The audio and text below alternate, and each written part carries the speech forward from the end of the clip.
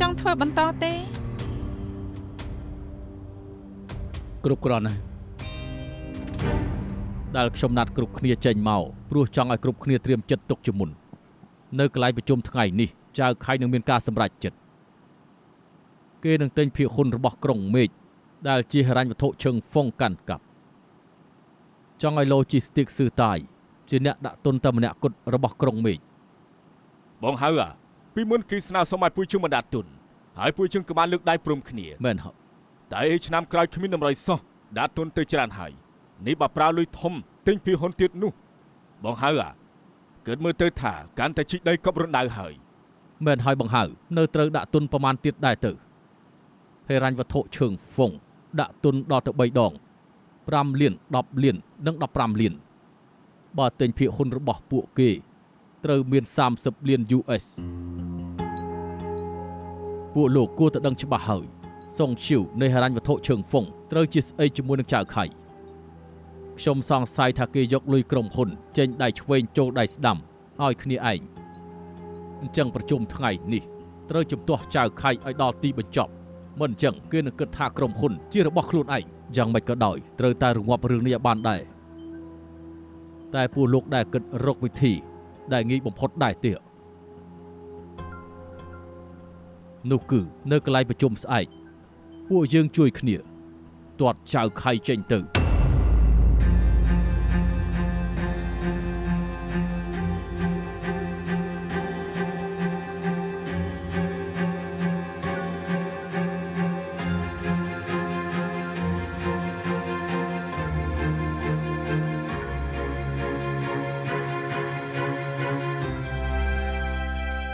處境迴腸蕩氣，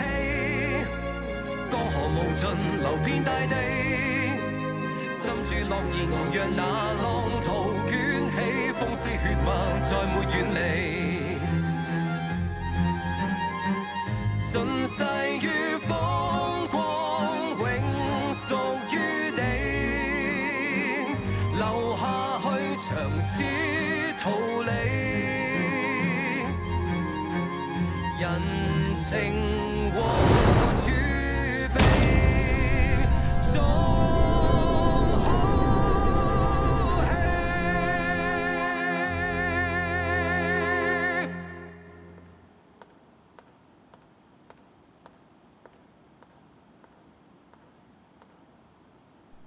ចាំចេញពីធ្វើការញ៉ាំបាយជាមួយហ៎មិនមែនទេណាត់ទេសំណាងដែលខ្ញុំមកយកអីវ៉ាន់ខ្ញុំមានរឿងចង់សួរនាងច្រើនអាទិត្យនេះនាងរួមដៃជាមួយនឹងម្ចាស់ភាគហ៊ុនលួចទិញភាគហ៊ុនជាច្រើនអ្នករួមដៃជាមួយនឹងចៅខៃទិញភាគហ៊ុន Logistics ស៊ឺតាយមែនទេលោកសើបខ្ញុំហ៎ខ្ញុំគិតថាសម្ព័ន្ធភាពពួកជើងមិនចាំបាច់លាក់បាំងទៀតទេចុងក្រោយខ្ញុំដូចគិតម្នាក់ឯងខ្ញុំមិនបានលាក់បាំងលោកទេខ្ញុំគ្រាន់តែគិតថាមិនចាំបាច់ប្រាប់លោកឲ្យដឹងតែប៉ុណ្ណោះសម្រាប់ថានឹងចៅខៃរៀបចំគម្រោងអីហេតុអីនាងត្រូវជួយទិញភាគហ៊ុនរបស់ក្រុមហ៊ុនខ្លួនឯងនោះតាមពិតទៅរឿងនេះថ្ងៃនេះខ្ញុំមិននិយាយប្រាប់តែស្អែកលោកក៏ដឹងដដែលអាខៃចង់ឲ្យស៊ឺតាយជារបស់ផ្ទាល់ខ្លួន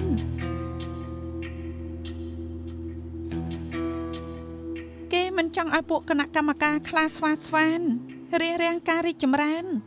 តើបសុំឲ្យខ្ញុំជួយធ្វើពុតជាមានទំនាស់គ្នារឿងក្រុងមេឃាចូលទីផ្សារភាគហ៊ុនពេលដែលគេហាមាត់ទិញភាគហ៊ុនដែលហិរញ្ញវត្ថុឈឹងហ្វុងកាន់កាប់ពួកគណៈកម្មការពិតជាជំទាស់គេចង់ប្រើឱកាសនេះដេញគ្រប់គ្នាចេញឲ្យអស់ជារបបតខ្លួនជារបបតខ្លួនយ៉ាងហើយណាក៏កាន់ភាគហ៊ុន 90% ដែរគេមានច្រើនដល់ម្លឹងគេមានវិធីរបស់គេនឹងកំពុងចង់ប្រាប់ខ្ញុំថាលើកដំបូងដែលរងាប់ចូលផ្សារភាគហ៊ុនក៏ធ្វើដើម្បីអាខៃដែរ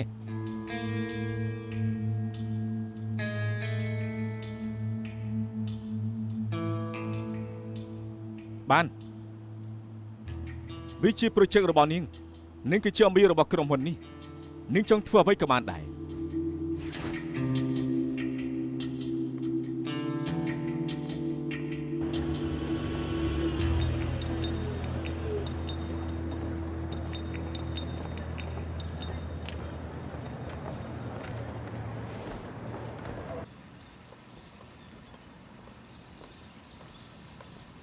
ฟัง ស្និទ្ធស្នាលជាមួយពួកគេអើយើងធ្លាប់សុកគេនៅរោងអាហារជាមួយគ្នាលោកចៅហេកហៃ មកធ្វើការខ្ញុំគិតថាôngប្រុសស្រីចាក់សោគឺមិនឲ្យនាងចេញទេ តាំងពីទទួលពាក្យនឹងលោកថាមកខ្ញុំព្រមទៅជាពួកគាត់រាល់ថ្ងៃមិនសាមញ្ញបានព្រមលេងខ្ញុំមក មែនណាថ្ងៃនេះគណៈកម្មការមកប្រជុំលើកនេះនាងត្រូវចូលរួមដែរណា ខ្ញុំតែមកធ្វើការថ្ងៃដំបូងនេះ សម្រាប់ថាចាំទុកពេលនឹងក្នុងអង្គប្រជុំគឺមិនថាមានរឿងស្អីនោះទេគណៈកម្មការនឹងនិយាយស្ដីនាងកុំចាប់អារម្មណ៍មិនថានិយាយស្អីទេនាងយល់ព្រមទៅបានហើយ ហើយខ្ញុំត្រូវត្រៀមខ្លួនអ្វីខ្លះ ទៅប្រាប់មិញត្រៀមងូក្បាលបានហើយទៅសម្រាប់ទៅចាំប្រជុំចាំប្រាប់ តាយើង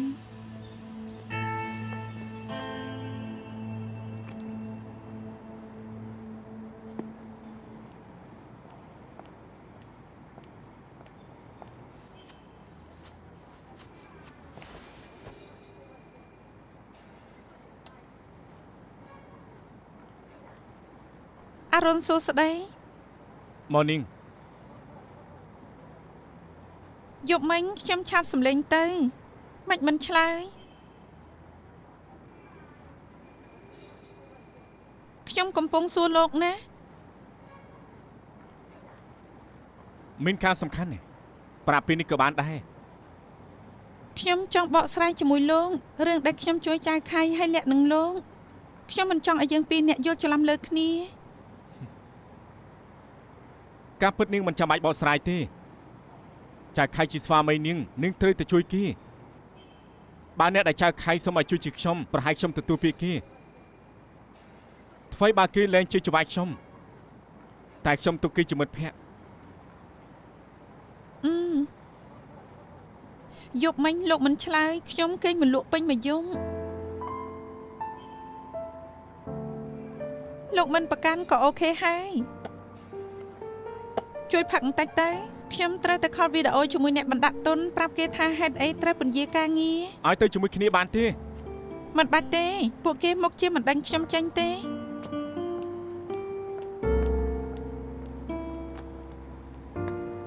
សុំទោសណាបើខ្ញុំដឹងថាលោកខឹងខ្ញុំមិនទទួលពាក្យជួយចៅខៃទេ សួស្ដីអស់លោកនេះគឺជាអ្នកនាងហ្វាងជាសមាជិកថ្មីរបស់ក្រុម អាខៃប្រាប់ខ្ញុំហើយអ្នកនាងហ្វាង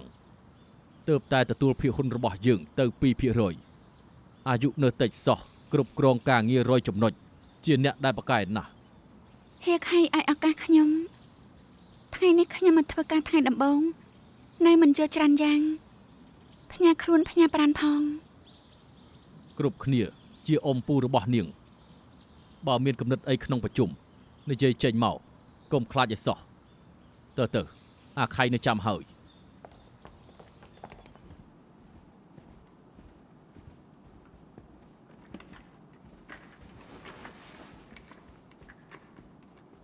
ប្រជុំថ្ងៃនេះមិនរំខានពេលយូរទេថ្ងៃនេះមានតែមួយប្រធានបទនោះគឺខ្ញុំត្រូវទិញភាគហ៊ុនដែលហិរញ្ញវត្ថុឆឹងហ្វុងកាន់កាប់មឿងថងប៉ា ឈប់សិនអាខៃមិញពេលមកជាមួយនឹងពូឆៅបានឮថាពួកគេមានប្រធានបទមួយអាចឲ្យពួកគេស្នើមុនបានដែរទៀត បានស្រាប់ហើយសិនជាឆៅពលលោកមានប្រធានបទស្អីទៅ គ្មានឡើយជួនជាពួកយើងស្នើសុំប្រធានបទដកតំណែងរបស់លោកចេញហើយរឿងអ្នកថ្មីចូលមក ហេកហៃធ្វើអីខុស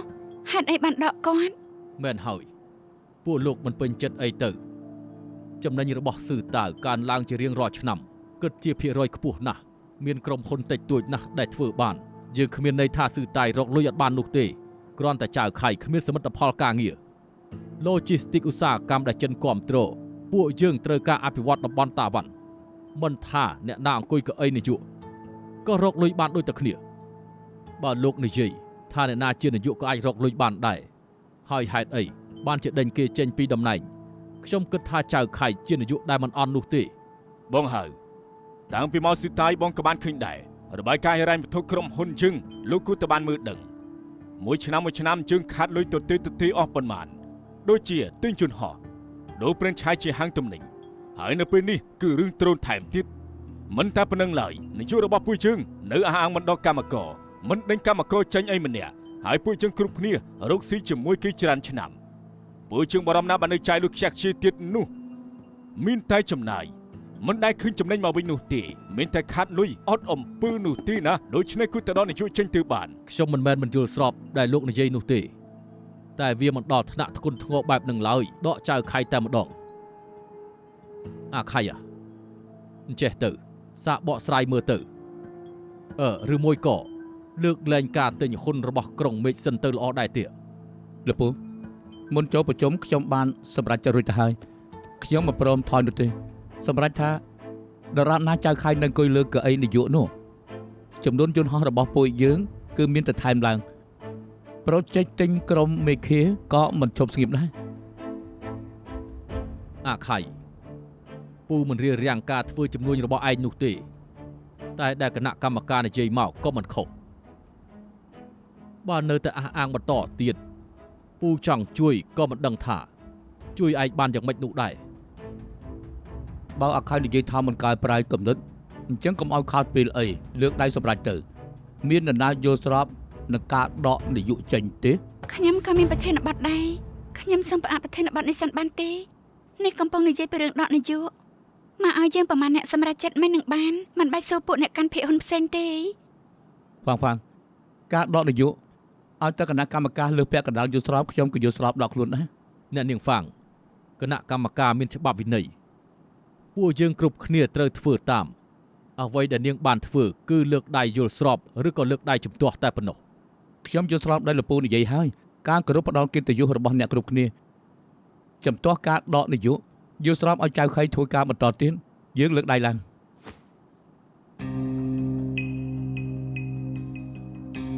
លប៉ាគិតដូរនយោ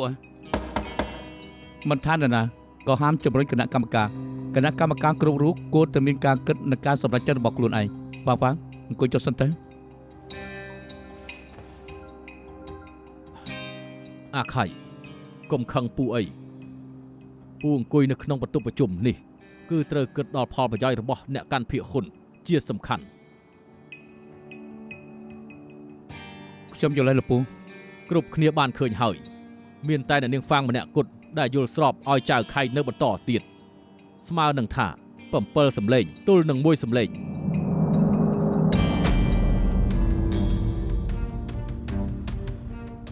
ណែពួកលោក3នាក់ទទួលសំណុកពីចៅខៃមែនទេ មិននេះខ្ញុំបាននិយាយហើយអង្គុយនៅត្រង់នេះត្រូវធ្វើតាមច្បាប់របស់គណៈកម្មការហាមជំរុញគណៈកម្មការផ្សេងទៀត បើអញ្ចឹងពេលនេះក៏4ទល់4សម្លេងទុកថាស្មើធ្វើយ៉ាងម៉េចទៅតាមច្បាប់របស់គណៈកម្មការបើបោះឆ្នោតហើយសម្លេងស្មើគ្នាលោកនាយកមានសិទ្ធិសម្រេចបាន ណាស់ហើយចុះបើប្រធានបទនេះមានលទ្ធផលហើយចៅខៃជានាយកបន្តទៀតចុះការឆ្លោះប្រកែកគ្នាគ្រាន់តែនិយាយទៅតាមសាច់រឿងគ្រប់គ្នាកំទុកក្នុងចិត្តអាខៃផ្ដើមប្រធានបទបន្តទៀតបាន ប្រជុំថ្ងៃនេះបញ្ចប់ត្រឹមនេះសិនទៅការទិញភាគហ៊ុនរបស់ក្រុមមេឃាគឺខ្ញុំនឹងរងាប់ទុកសិនមិនចាំបាច់ពិភាក្សាទៀតទេក៏ប៉ុន្តែខ្ញុំនឹងមានរឿងមួយផ្សេងទៀតដែលប្រកាសឲ្យអ្នកទាំងអស់គ្នាដឹងហើយចូលរួមប្រជុំខ្ញុំបានបញ្ជូនឯកសារថ្លែងការណ៍ឲ្យហាងទំនិញនិងសារព័ត៌មានគ្រប់ស្នាក់ការហើយខ្ញុំសម្រេចចិត្តឲ្យ Logistics ស៊ឺតាយជារបស់ផ្ទាល់ខ្លួន 1 ម៉ោងមុននាយក Logistics ស៊ឺតាយចៅខៃបានថ្លែងការណ៍ចេញមកថានឹងធ្វើឲ្យក្រុមហ៊ុនជាទ្រព្យផ្ទាល់ខ្លួនក្រោយពីប្រកាសហើយតម្លៃភាគហ៊ុនស៊ឺតាយឡើងដល់ទៅ 3% តម្លៃថ្មីគឺ$145 ប្រមូលទុនពីផ្សារអចលនទ្រព្យជាវគ្គសំខាន់គ្រាន់តែថាខ្ញុំកណនាផ្្លាត់មួយរឿងខ្ញុំស្មានមកដល់ថាវាគឺជាការប្រមូលផ្ដុំរបស់ខ្លាពំផ្លូវរៀបរៀងការរីកចម្រើនរបស់ក្រុមហ៊ុនតទៅខ្ញុំមិនត្រូវការពេលវេលាប្រកែកគ្នានោះទេហើយនឹងការសម្រេចចិត្តដែលខ្ញុំគិតថាត្រូវហើយនៅក្នុងបន្ទប់ប្រជុំនេះមិនចេះចំមិនចេះហើយទេ និយាយបែបនេះស្មើនឹងសម្រាប់ម្ចាស់ទូកជួលហើយពីមុនជើងចូលដល់បងហៅទើបបានព្រមចូលហ៊ុនស៊ឺតាយបើគ្មានពួកជើងក្រុមហ៊ុនបានជប់ផ្សារអចលនទ្រព្យទេពេលដែលចូលព្រាមតម្លៃក៏បានកើនឡើងទៅនេះគឺធំក៏មកដណ្ដើមទិញភាគហ៊ុនពួកជើង ចៅខៃប្រាប់ទៅណាចង់រឹបអូសទ្រព្យសម្បត្តិជារបស់ខ្លួនឯងដកខ្លួនពីផ្សារភាគហ៊ុនមិនអីនោះទេតែយើងនឹងឲ្យភាគហ៊ុនមិនលែងមិនលក់ឲ្យសំបីតែមួយហ៊ុនលោកកាន់ភាគហ៊ុនមកដល់ 90% មិនថាលោកនិយាយអីក៏គ្មានប្រយោជន៍ស្ងប់ចិត្តសិនទៅ គ្រប់គ្នាជាចាស់ទុំរបស់ស៊ឺតាយមានបញ្ហាអីនិយាយគ្នាតាមស្រួលទៅអាខៃបានលឺហើយពួកគេមិនព្រមលក់ពួកគេមានភាគហ៊ុនជាង 20% ឯងរឹបអូសជារបស់ខ្លួនឯងគ្មានថ្ងៃបានសម្រេចនោះទេជឿសម្ដីពូទៅស្អែកធ្វើសន្និសីទកាសែតបញ្ជាក់ប្រាប់អ្នកសារព័ត៌មានថាឯងនឹងគណៈកម្មការព្រមព្រៀងគ្នាបានហើយឯងមិនរឹបអូសយកជារបស់ខ្លួនឯងយ៉ាងម៉េចក៏ខ្ញុំមិនលើកលែងជាដាច់ខាត Michael ពេលនេះពីហ៊ុនជើងតម្លៃប្រមាណងើបឡើងដល់150ខ្ញុំយល់ដល់ពួកលោកជាមនុស្សចាស់ទុំពេលនេះតម្លៃខាងក្រៅ150ខ្ញុំរីករាយឲ្យថ្លៃ1ភាគ170តម្លៃនេះខ្ពស់ឡើងទៀត 13% ទុកថាគោរពពួកលោកទៅចុះមិនអីទេ ប្រាប់ទៅយ៉ាងណាក៏មិនអាចលក់បានដែរ មកហ៊ុនក៏មិនលក់ដែរឲ្យប្រមាណក៏មិនលក់ដែរ ភាគហ៊ុននៅក្នុងដៃរបស់ពួកលោកមិនលក់ខ្ញុំក៏មិនបង្ខំខ្ញុំស្មានថាពួកលោកមិនចាប់អារម្មណ៍ logistics ស៊ីតាយហើយដែលគ្រប់គ្នានឹងមានចិត្តឲ្យ Santa រស់ជួយមិនបានចាំខ្ញុំទៅប្រកាសថាលើកឡើងជាការផ្ទាល់ខ្លួនបើលោកនៅអាឡោះអាឡៃខ្ញុំក៏នៅមានព័ត៌មានល្អទៀតផងដែលប្រាប់ឲ្យលោកបានជ្រាប នាយកចៅខេត្តនៅមិនទាន់ប្រកាសថាពេលនេះកាន់ភាគហ៊ុន Logistics ស៊ឺតៃប៉ុន្មាននោះទេប្រភពព័ត៌មានប្រាប់ថាពេលនេះគេនិងគណៈកម្មការកំពុងប្រជុំនៅក្រុមហ៊ុនធំឈៀនហៃ ពេលនេះអាខៃប្រហែលកំពុងតវ៉ាជាមួយគណៈកម្មការប្រាតម្លៃប្រមាណទិញភាគហ៊ុនរបស់ពួកគេលោកគិតថាពួកគណៈកម្មការព្រមលក់ឲ្យគេទេ អាខៃប្រាវិធីចេញពីផ្សារភាគហ៊ុនហើយត្រូវដឹងថាពួកគេមិនព្រមលក់ភាគហ៊ុនជាដាច់ខាតមានតែម្យ៉ាងដែលខ្ញុំគិតមិនចេញគេបានលុយមកពីណាដើម្បីទិញភាគហ៊ុនទៅ គេចង់ការលុយពីខ្ញុំទេហើយក៏គ្មានដំណឹងថាគេចង់ការលុយពីធនាគារណាដែរ បំណងល្អដល់ក្រុមហ៊ុនមិនគួរណាចំណាយលុយខ្ជះខ្ជាយទេខ្ញុំបានសម្រេចចិត្តហើយឆ្នាំក្រោយនេះលុយផលចំណេញរបស់គណៈកម្មការ$0តទៅក្រុមហ៊ុនមិនឲ្យលុយផលចំណេញគណៈកម្មការទៀតទេមិនមែនតែឆ្នាំក្រោយឆ្នាំបន្តទៅទៀតលុយផលចំណេញក៏នៅតែ$0ខ្ញុំសម្រេចចិត្តហើយ10ឆ្នាំខាងមុខទៀតនេះលុយផលចំណេញ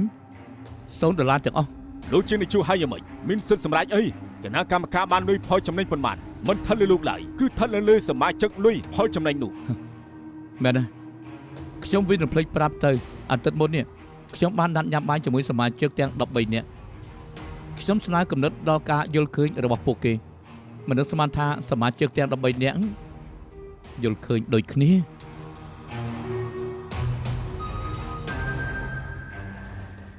អាខៃ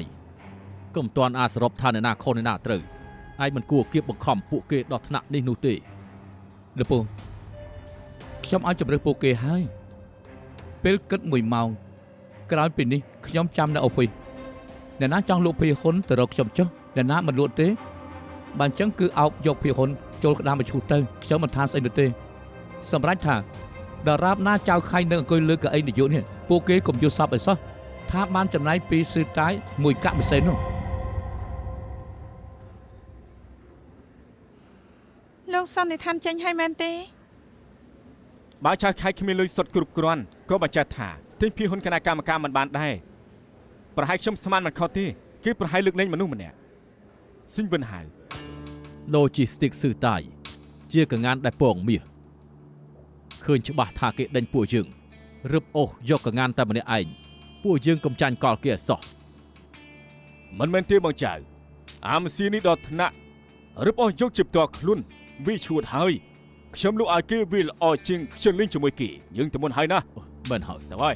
ខ្ញុំថា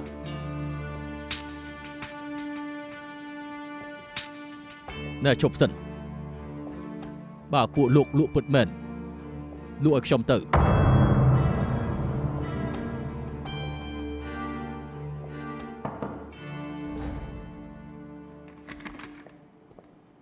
លោកពូមកហើយមកតែម្នាក់ឯងទេលោកពូ លោកអើយខ្ញុំបញ្ចុះបញ្ចូលពួកគេឡើងស្ងួតកហើយ អង្គុយទៅ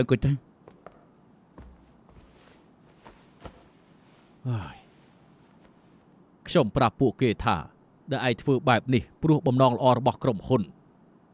រឹបអូសជារបស់ខ្លួនឯងហើយឯងនឹងកាន់កាប់មានអំណាច ពេលធ្វើការអីមិនត្រូវខ្ទាស់ដៃខ្ទាស់ជើងវាជាផលល្អដល់ការអភិវឌ្ឍដល់ស៊ឺតាយតែប៉ុណ្ណោះ មែនទេតើលោកពូដឹងទេថាគេ3នាក់គិតយ៉ាងម៉េច អើយ3នាក់នឹងអាយុសរុបគ្នាជាង200គ្រាន់តែគិតពីមុខមាត់បើប្រាប់ថាភាគហ៊ុនខ្លាចជាกระดาษសក៏មិនព្រមលែងដៃដែរតែឯងមិនចាប់បាច់បារម្ភនោះទេរឿងនេះពូចាត់ការឲ្យអស់ហើយពួកគេគ្រាន់តែមិនលក់ឲ្យឯងមិននិយាយថាមិនលក់ឲ្យពូឯណាហើយពូនិងពួកគេក៏បានសន្យាជាមួយនឹងគ្នាហើយពូនឹងទិញភាគហ៊ុន3នាក់គេទុកពូនឹងឲ្យមេធាវីចាងត្រៀមកិច្ចសន្យាដើម្បីផ្ទេរភាគហ៊ុន4ច្បាប់ហើយនៅថ្ងៃស្អែកនេះចាំផ្ទេរភាគហ៊ុនទាំងអស់ឲ្យទៅឯងតែម្ដង 4ច្បាប់ គឺឆាវដាន់ខេនហេនរីនិងពូសរុបទៅ4ច្បាប់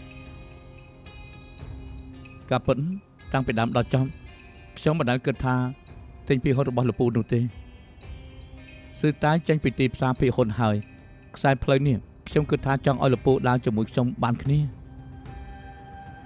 ពូនៅជួយឯងបានដែរមិនដែរទេ ខ្ញុំជាមនុស្សដែលពេលខ្លះខ្ជិលខ្ជាខ្ញុំត្រូវការអ្នកដែលមានបទពិសោធន៍ដូចជាលោកពូអញ្ចឹងនៅក្បែរខ្ញុំជួយជាកម្លាំងមួយ បើសិនជាមនុស្សចាស់ដូចជាពូនៅអាចជួយឯងបាននោះ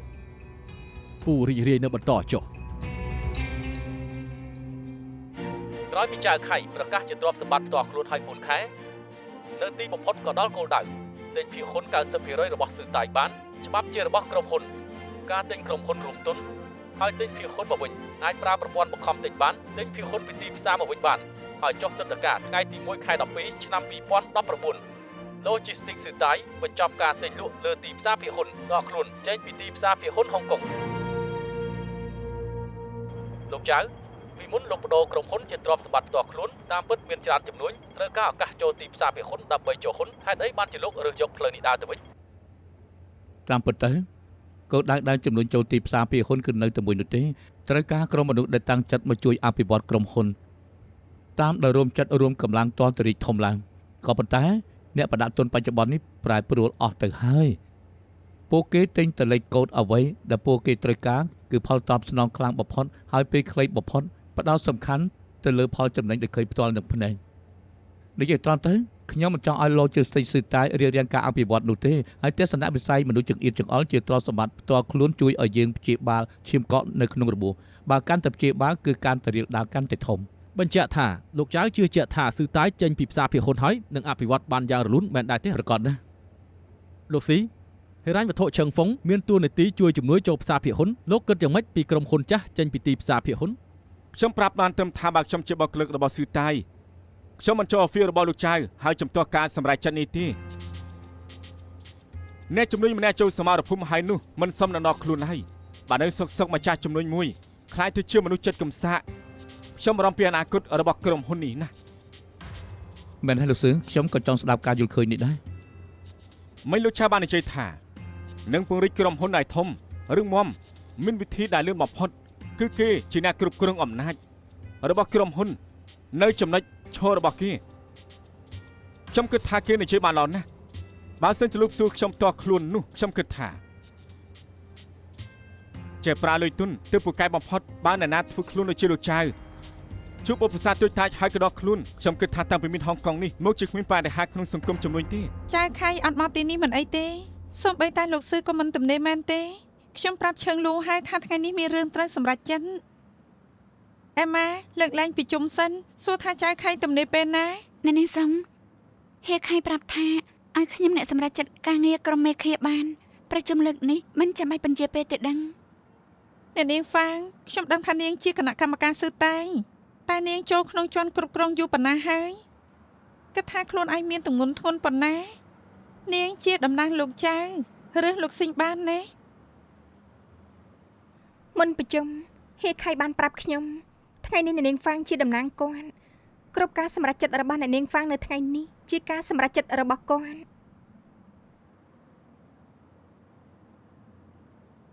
អ្នកនាងសុងបុគ្គលិករវល់ណាស់នៅមកប្រជុំខ្ញុំគិតថាមិនចាំបាច់លើកក្រោយទេ ខ្ញុំខាត់ពេលអត់ថាត់លើនាងសម្រេចចិត្តបានអត់ ខ្ញុំធ្វើបាន បាន មុនលោកចៅដកខ្លួនខ្ញុំធ្លាប់ទទួលពាក្យជាមួយគេមិនបង្ខំជំរុញក្រុងមេឃាចូលទីផ្សារភាគហ៊ុនតែយើងថាយើងរកអ្នកដាក់ទុនថ្មីបានបែបនេះយើងពីក្រុមហ៊ុនមិនបាច់ចេះលុយដោយមិនចេះចំ Candy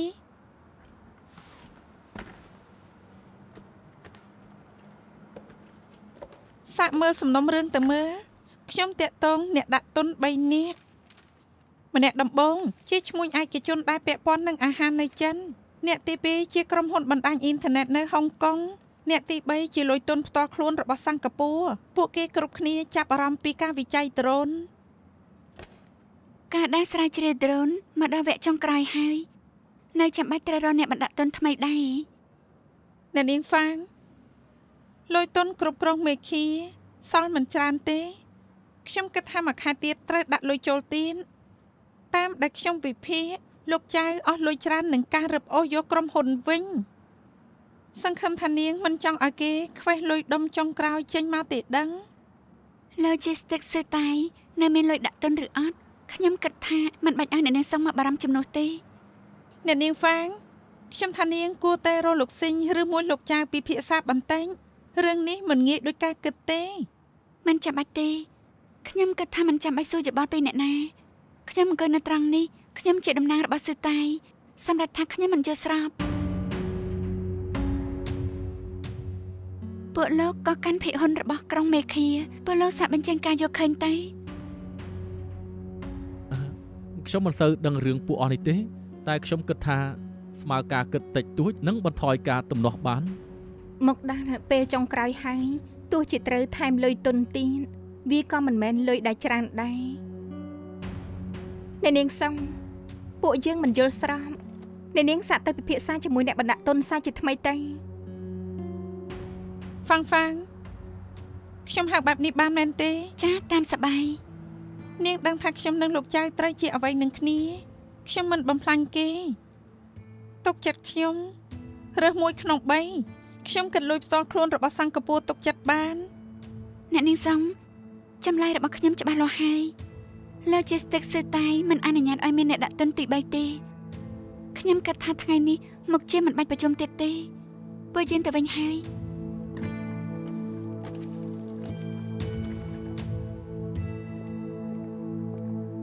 ញ៉ាំបាយទេ បងចង់ញ៉ាំអី ខ្ញុំប៉ាវឬក៏នាងប៉ាវ បងត្រូវបើហើយ ខ្ញុំអី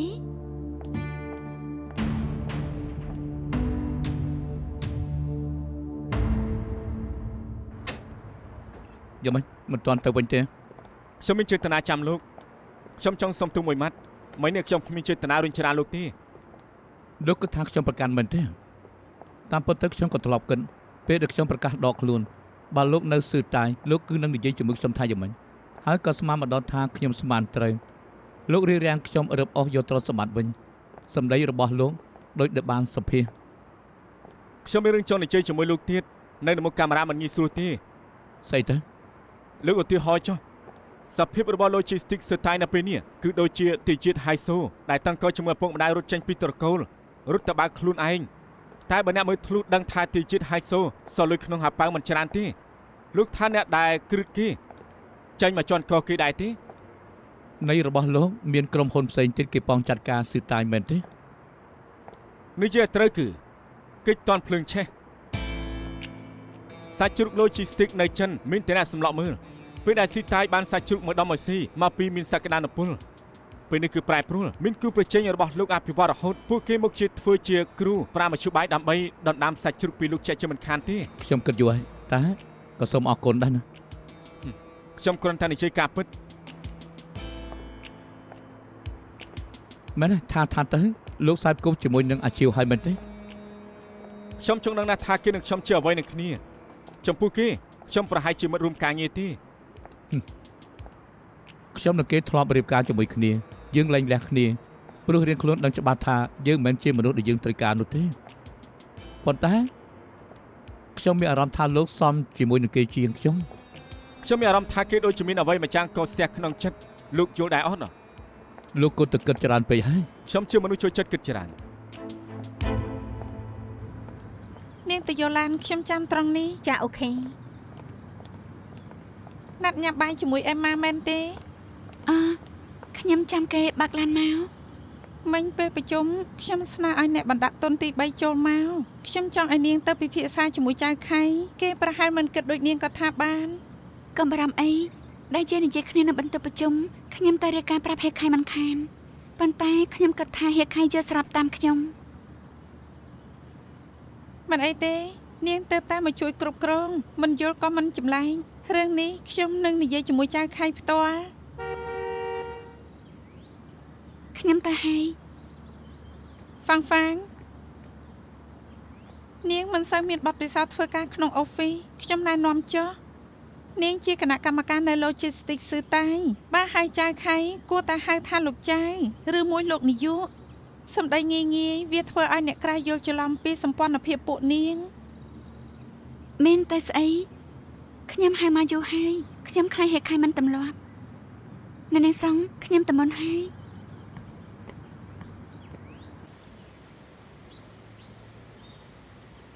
លោកប៉ា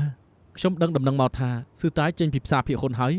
ចៅខៃវាមានលុយច្រើនរឿងនេះមែនអត់លើកនេះប៉ាពិតជាមើលខុសពិតមែនធ្វើជានិយាយច្បល់ថាធ្វើដើម្បីក្រុមហ៊ុនប៉ុន្តែឈួតនឹងអំណាចបំផុតហើយគេខ្វេះពីហៅប៉ៅទាល់តែស្អាតដើម្បីរឹបអូសជារបស់ផ្ទាល់ខ្លួនមានបំណងដេញពួក Henry និងឆៅប៉ុន្តែកុំបារម្ភនៅមានប៉ាទាំងមូលហើយគេតាំងខ្លួនជាស្ដេចឈិនស៊ីប៉ានឹងធ្វើជាលីពូវិញនៅប្រហែលខែទៀតខ្ញុំបានចេញទៅហើយអាចៅខៃវាព្រមឲ្យខ្ញុំចូលក្រុមហ៊ុនអត់ប៉ាខ្ញុំជាប់គុកជំនួសប៉ាពេលចេញទៅហើយបាននៅផ្ទះមាត់សមុទ្រមិនហួសហេតុពេកទេមែនទេរឿងដែលប៉ាបានសន្យាហើយធ្លាប់ធ្វើមិនបានមែនទេកូនហើយចុក Michael គេជាជំនួយការចៅខៃមែនទេប្អូននៅជាមួយចៅខៃរាល់ថ្ងៃមានអីដែលមិនបានដំណឹងអីសោះមិនដឹងថាត្រូវស្នើឬអត់ទេប្អូនប្រុសស្រីរបស់ឯងទុកគេជា idol ស្ដាប់តាមគេគ្រប់យ៉ាងទាំងអស់នឹងតែឯងត្រូវចាំទុកពេលឯងចេញទៅហើយនិយាយជាមួយប្អូនត្រូវប្រយ័ត្នបន្តិចផង ប្រជុំថាប់រួចណាស់ណាយ៉ាងមិនដែរមានមើលដល់ខ្ញុំសុភាអត់ ខ្ញុំភ្លេចមើល កាត់អីប្រជុំមិនសប្បាយចិត្តហ៎ព្រោះអាឈៀវមែនទេ ថ្ងៃនេះអ្នកនាងសងប្រាប់ថានឹងរកយ៉ាងម៉េចបណ្ដាក់ទុនមកម្នាក់ខ្ញុំបដិសេធតាំងពីពេលនឹងហើយ អូខេ ហើយលោកគិតយ៉ាងម៉េច អើគិតយ៉ាងម៉េចទេនាងជាតំណាង Logistics ស៊ឺតាយការសម្រេចចិត្តរបស់នាងជារបស់ខ្ញុំតែនិយាយត្រង់ទៅបើខ្ញុំទៅប្រជុំខ្លួនឯងខ្ញុំក៏មិនយល់ស្របដែរ ល្អហើយខ្ញុំខ្លាចបំផុតហើយខ្លាចលោកចាយមិនយល់ស្រប នាងយល់ស្របក៏បានចំទាស់ក៏មិនអីដែរសម្រាប់ថាការសម្រេចចិត្តនាងជារបស់ខ្ញុំផ្ដល់កិត្តិយសឲ្យនាង លោកមិនលើទេខ្ញុំហៅលោកថាម៉េច ហើយអីទៅ មិញខ្ញុំនិយាយថាខ្ញុំខ្លាចបំផុតថាលោកចាយមិនយល់ស្រប ហើយខ្ញុំថាលោកចៅក៏ខុសត្រង់ណាស់ ព្រោះខ្ញុំមិនដែលហៅលោកថាលោកចាយទេពេលលោកបានលើហើយខ្ញុំគ្មានអារម្មណ៍ចម្លែកមិនតាំងចិត្តទេ នាងមិនហៅខ្ញុំថាសម្រាមមិនហៅខ្ញុំថាទលីដីវាខុសយ៉ាងម៉េចទៅ បញ្ជាក់ថាខ្ញុំហៅលោកថាយ៉ាងម៉េចក៏បានដែរមែនទេបានខ្ញុំឲ្យលោកជំរើស3 1នាយក2លោកចាយ3ហេខៃ បានទាំងអស់ គ្មានទី4បានទាំងអស់រើមក1 2ឬ3 ធម្មតាហៅយ៉ាងម៉េចក៏ហៅអញ្ចឹងទៅ ណែលោកនិយាយខ្លួនឯងណាលោកអ្នកឲ្យខ្ញុំហៅទេណា អ្នកគិតទៅណា តែរកសំណុំរឿងក្នុងអ៊ីនធឺណិតមើលសម្ភាររបស់ហេខៃ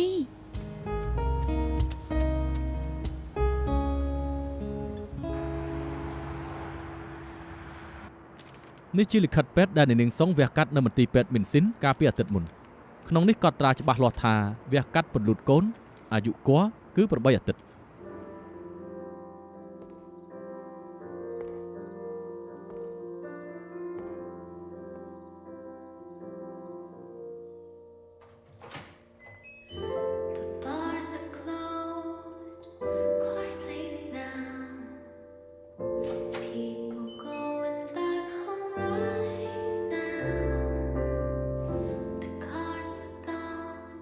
Streets empty now.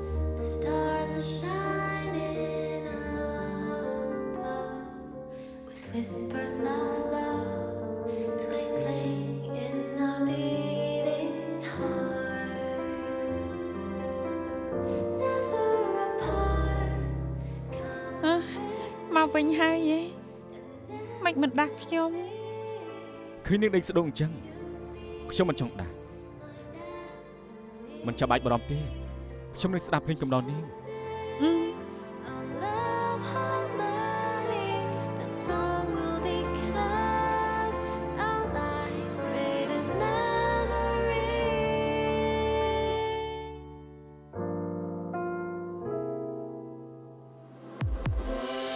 In colors bold, strokes define.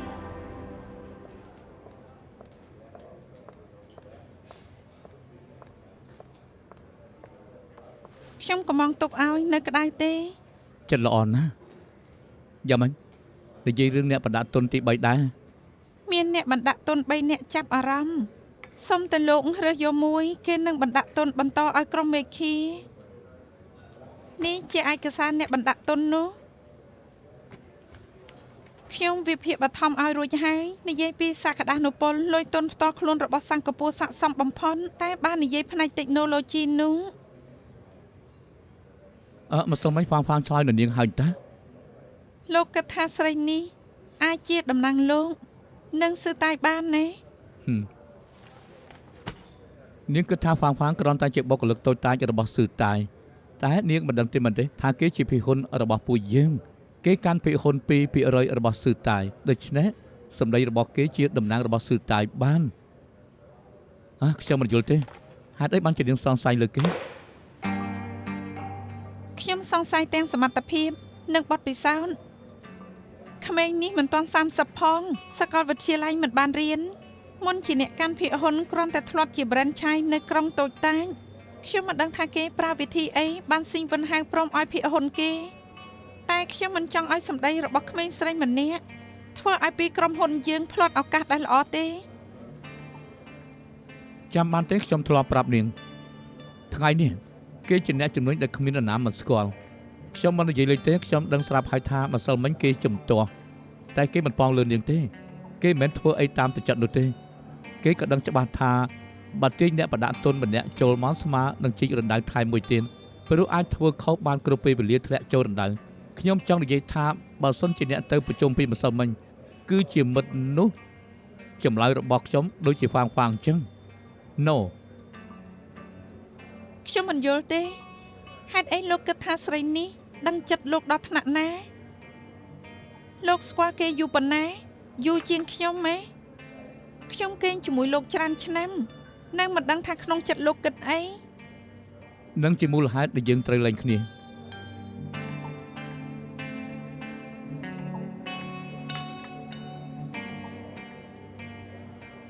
លោកជួយតាំងចិត្តពិចារណាសម្ដៅខ្ញុំបន្តិចបានទេតាមដែលខ្ញុំដឹងក្រុមដឹកជញ្ជូនផ្លូវអាកាសចិនអាចត្រូវកែតម្រូវច្បាប់ដឹកជញ្ជូននាំការដឹកជញ្ជូនជាថ្មីដល់ពេលនឹងយើងត្រូវកែតម្រូវតាមគេត្រូវការណាបានន័យថាពេលវិច័យកើនឡើងលុយទុនក៏ត្រូវកើនឡើងថែមទៀតដែរបើខ្ញុំព្រមនឹងលោកមិនបង្ខំឲ្យចូលទីផ្សារភិហ៊ុនលោកព្រមនឹងខ្ញុំម្ដងបានទេយ៉ាងហោចណាស់បន្ថយបន្ទុករបស់ស៊ឺតាយបាន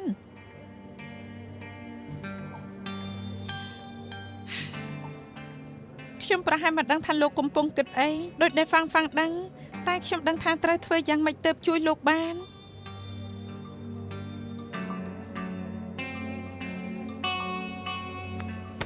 អូខេ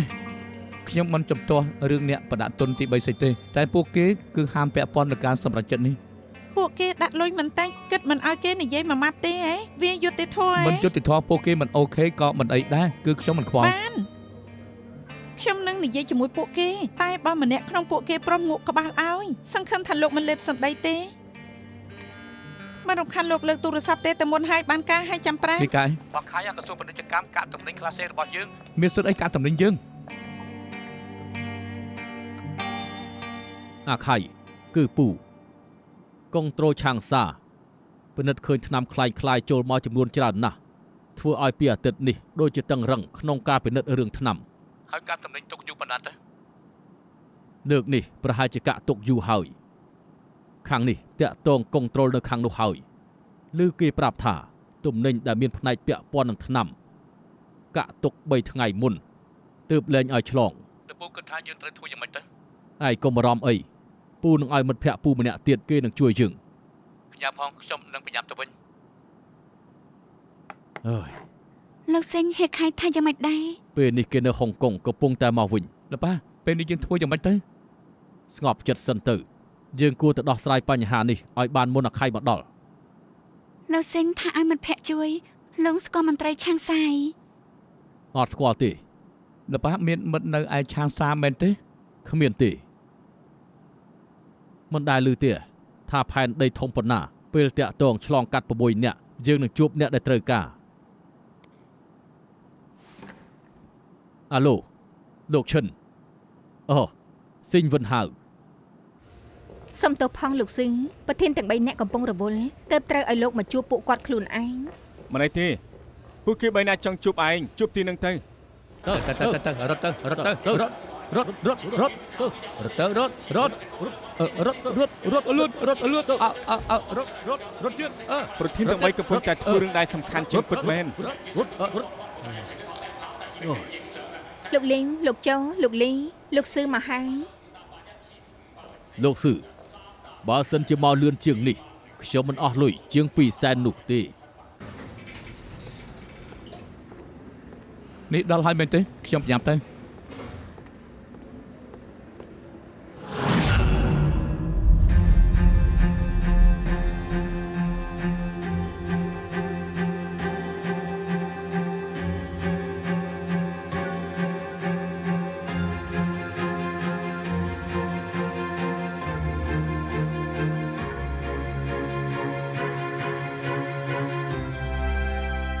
跌宕處境迴腸蕩氣，江河無盡流遍大地，心住樂意昂揚那浪濤捲起，風絲血脈再沒遠離，順勢於風光永屬於你，留下去長此逃離。人情和處。